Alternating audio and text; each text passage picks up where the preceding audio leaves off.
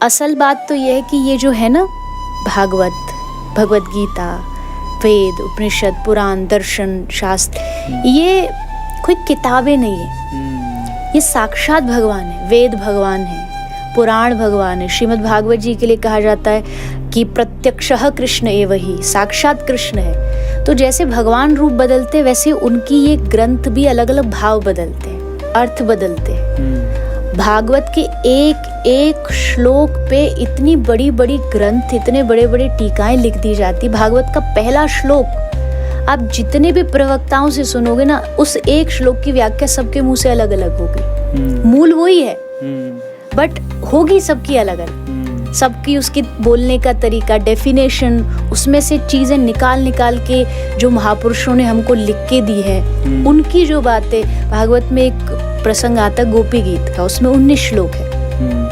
वो अकेला एक ऐसा प्रसंग है, 19 श्लोक पर आप चाहो तो 19 साल तक कथा कर सकते हो। बाप रे, इतना उसमें गहराई है। एक एक श्लोक पे इतने बड़े बड़े किताब, इतने बड़े बड़े ग्रंथ लिखे हुए।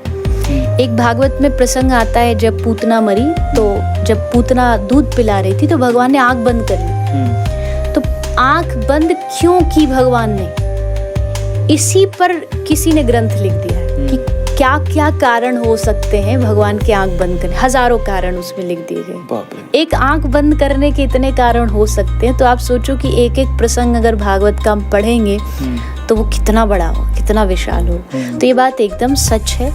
और ये बात इसलिए भी होती है क्योंकि जैसे जैसे आपकी स्टेज बढ़ जाती है भक्ति की, तो आपको उसकी नॉलेज भी डीपली आप चले जाते हो।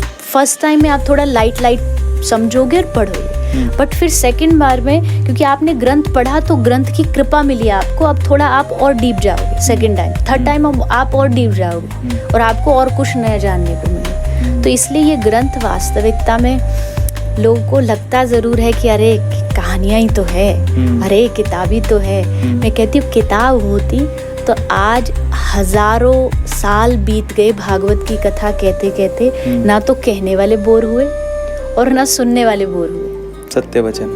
पर ये कहानी सबको पता है, कृष्ण की कहानी पता है, कंस को कैसे मारा, राम की कहानियां पता, पर जैसे फिर भी कथा आती है फिर देखो हजारों लोग आ जाते हैं पंडाल में। ये इस बात का प्रूफ है कि ये कहानियां नहीं है, ये किताब नहीं है, ये साक्षात भगवान है। ये कभी पुरानी नहीं होती, ये हर रोज नई है। तो आप पढ़ोगे तो आपको हर रोज नई लगेगी।